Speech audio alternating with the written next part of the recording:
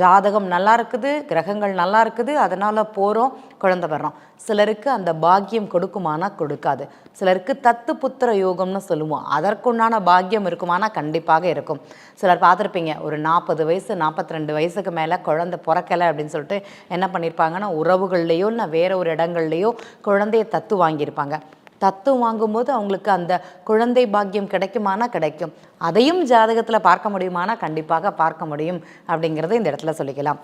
குழந்தை பிறப்பிற்கு பெண் ஜாதகம் மட்டும் கிடையாது, ஆண் ஜாதகமும் பார்க்க வேண்டும். ஆண் ஜாதகத்தில் சரியில்லைங்கும்போது இந்த ட்ரீட்மெண்ட் எடுக்கும்போது அது எந்த மாதத்தில் எடுப்பது, அவங்களுடைய லக்னம் பார்த்து அதற்கு நான் சொன்ன உதாரணம் அந்த சூரியன் அப்படிங்கிறதுனால லக்ன நட்சத்திர புள்ளி சூரியன் அவர் மாத கிரகம் பயிற்சி ஆகக்கூடிய காலம்.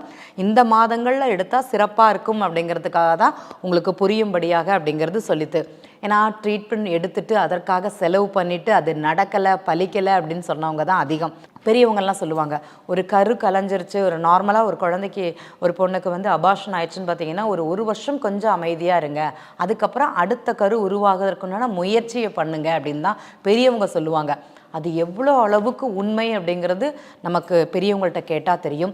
இன்றைக்குமே மருத்துவர்கள்ட்ட போனீங்கன்னா ஒரு நல்ல மருத்துவராக இருந்தாங்கன்னா அவங்க சொல்லக்கூடியது ஒரு 6 மாதம் கழிந்து அதுக்காக ட்ரை பண்ணுங்கள், உடனே ட்ரை பண்ண வேண்டாம், அந்த கர்ப்பப்பை சம்பந்தப்பட்டது பலவீனமாக இருக்கும், அதை பலப்படுத்தி கொண்டு அடுத்த ட்ரீட்மெண்ட் செய்வதுங்கிறது சிறப்பு அப்படின்னு தான் அங்கே சொல்லுவாங்க.